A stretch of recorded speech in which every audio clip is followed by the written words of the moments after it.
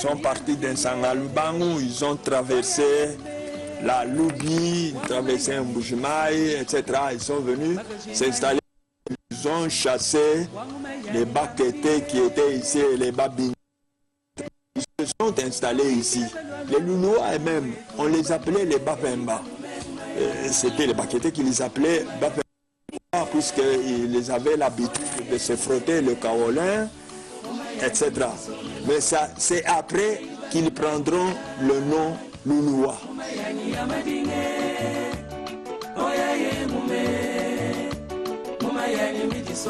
Cette ville a une histoire qui remonte du temps colonial.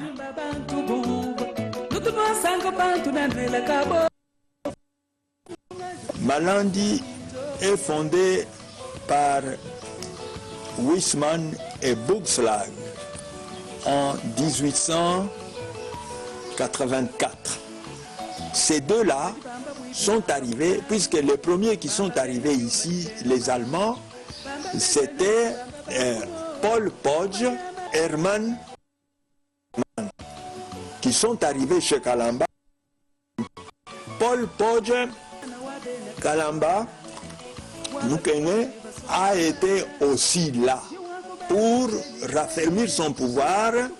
Il avait été acheté de la poudre, puisque là, il y avait un Portugais qui avait un magasin où il vendait des fusils et de la poudre à canon.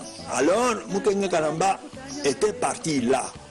C'est là alors qu'il va rencontrer en 1875 Paul Huisman.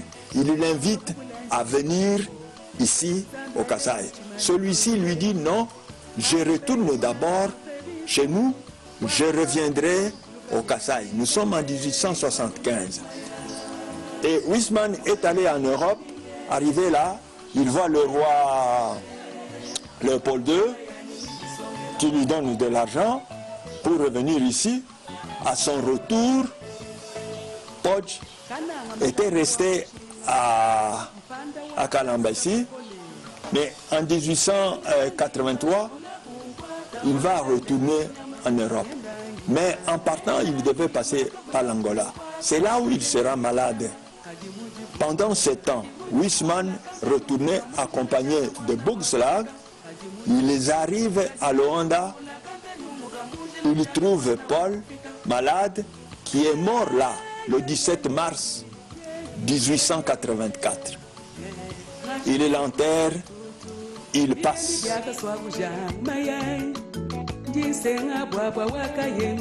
Louloabourg ou Malangi était créé par les Allemands et cette contrée était sous influence allemande. Mais lors de la conférence de Berlin, les Belges se sont appropriés de ces coins. Le roi Léopold II avait alors demandé à Huisman de chercher à connaître les sources de la Louloua.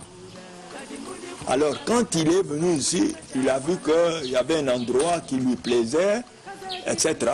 C'est ainsi qu'il va rester au côté gauche de la Louloua. Il construit. Il va alors appeler cet endroit Louloabourg. Alors, il s'installe là-bas avec Boogslag et lui, en fondant ça, il avait pensé qu'il allait léguer ce territoire à l'Allemagne, son pays. C'était ça l'idée qu'il avait. Bon, à cette époque-là, puisque c'était un Allemand qui avait fondé ça, la zone du Kasaï, toute cette zone, était déjà d'influence allemande. Puisque à cette époque-là, il n'y avait que des Allemands qui étaient ici. On a eu à Luebo un gouverneur, c'était un Anglais.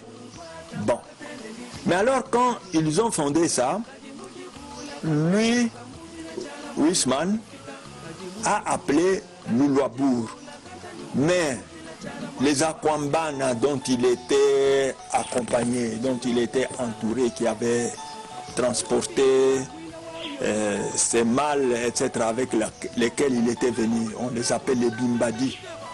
ceux-là ont appelé, d'après le nom de chez eux, Malangue, puisqu'ils étaient venus avec eux de Malangue en Angola. Alors ils ont appelé le Louabour, ils l'ont appelé eux Malangue, puisque leur camp était là, au tour des habitations des Blancs.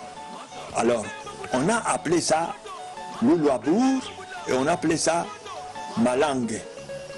Bon, mais nous, les indigènes, nous de la place, les originaires d'ici, on n'appelait pas ça Malangue, on a appelé Malangi. Alors c'est comme ça que nous appelons le Louabour Malangi. Malangi Mankoulou est différent des Malangi Washing.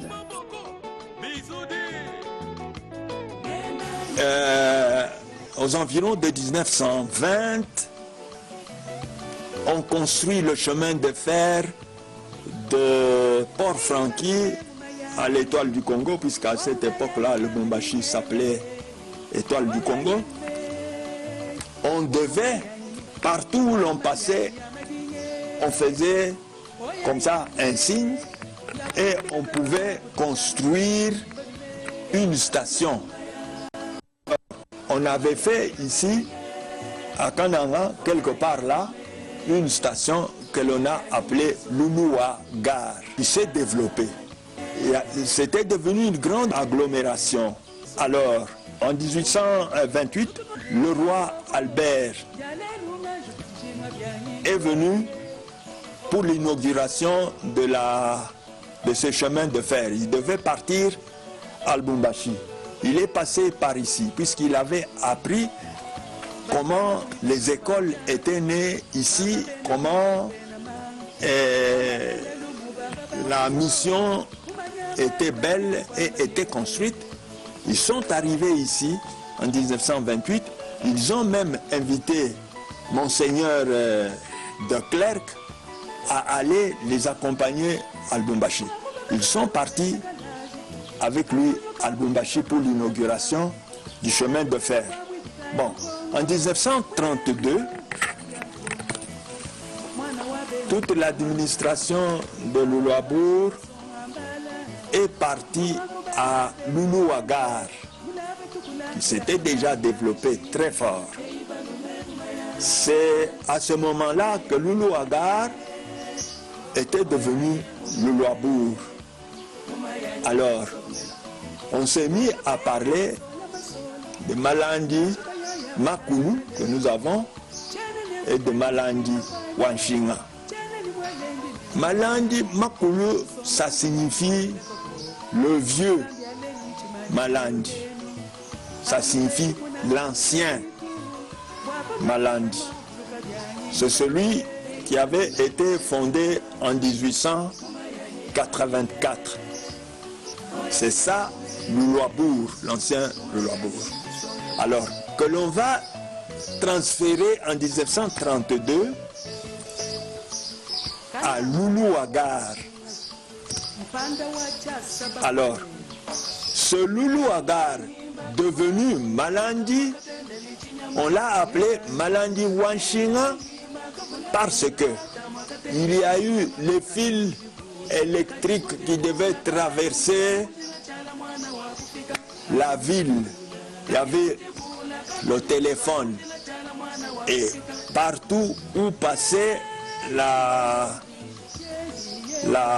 BCK, il y avait des fils qui suivaient. Alors c'est ainsi que les gens ont appelé Malandi Wanshinga. C'est dans cette partie de la RDC que la politique culturelle et sociale était plus prononcée jusqu'à l'indépendance. C'est le lieu où l'on a signé la première constitution du Congo indépendant.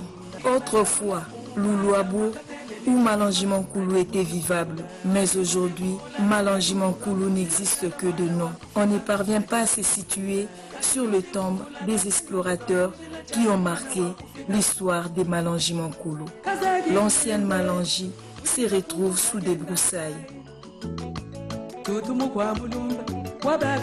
Loulou Abou, Malangi Mankoulou, Loulou Agar, Malangi, devenu aujourd'hui ville de Kananga, demeure une ville historique qui restera gravée à jamais dans les annales de la République démocratique du Congo.